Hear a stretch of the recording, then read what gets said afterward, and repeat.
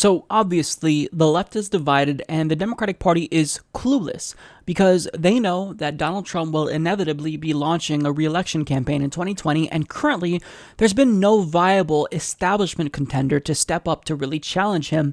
However, the establishment kind of got a ray of hope when someone who we all know and love decided to potentially signal that she might throw her hat in the ring. Have you ever thought that given the popularity you have, we haven't broken the glass ceiling yet for women, that you could actually run for president and actually be elected?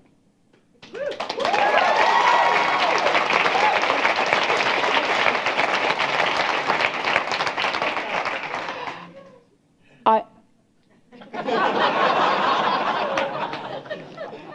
actually never thought that was, I never considered the question even a possibility. I just thought, oh.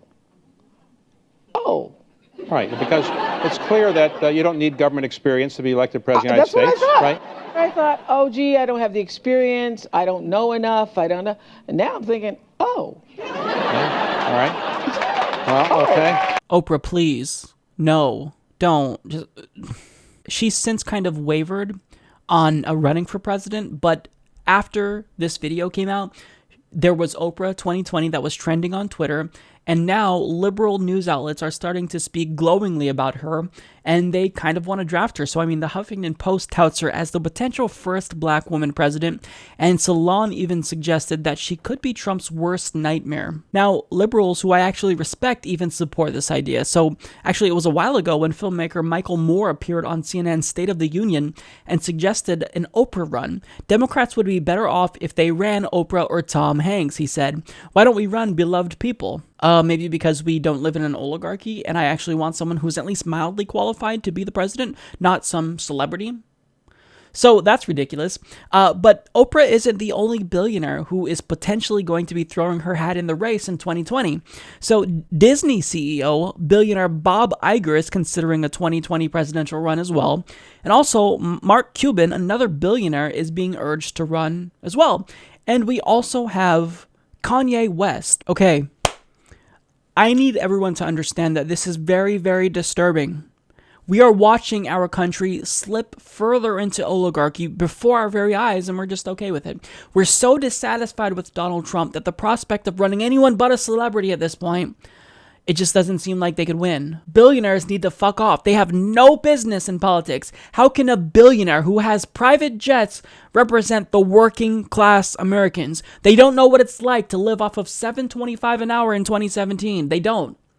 You honestly think that they're going to be the best person to actually be an effective president because they're a celebrity?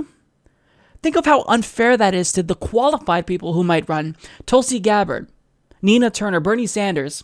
Think of how unfair it is to them, actual progressives who care about Americans, who we are pushing to the side for celebrities because we're willing to do anything and put forth any idiot that can defeat Donald Trump. Look, I find this problematic primarily for two reasons. One is because this confirms that politics is no longer a game for you and I. This is a game that only the elites can play. If you're a working class American, you will not run for president and be successful. You have to be an oligarch. You have to be a billionaire or a celebrity to win. It's ridiculous. And another reason why I find this so incredibly problematic is because name recognition goes a really long way. I mean, look at the election outcome. Who were the two nominees? We had Hillary Clinton in the Democratic Party. She had the most name recognition. And then we had Donald Trump. He was a celebrity. He had the most name recognition and he won. So the two people with the biggest name recognition won. So in 2020, if people are desperate to defeat Donald Trump and they see Nina Turner or Tulsi Gabbard on the ballot, but then they see Oprah Winfrey, if they don't know much about politics, they're going to go with someone who they know, which is Oprah Winfrey or Mark Cuban. This is really problematic. This is devastating for democracy. Billionaires have no business running for office. Retire, go to your private islands, go to your mansion. We want nothing to do with you. But yet, Democrats are so clueless that they think the only way we can defeat Donald Trump, a celebrity billionaire, is by putting forward another celebrity billionaire. We're never going to ever learn our lesson, are we? these celebrity billionaires who Democrats are trying to draft, they are grossly underqualified to run. And the fact that Donald Trump won and is underqualified doesn't mean that now we should make this the norm. How about we go back to running qualified people like Bernie Sanders, Tulsi Gabbard, people who care about the American people?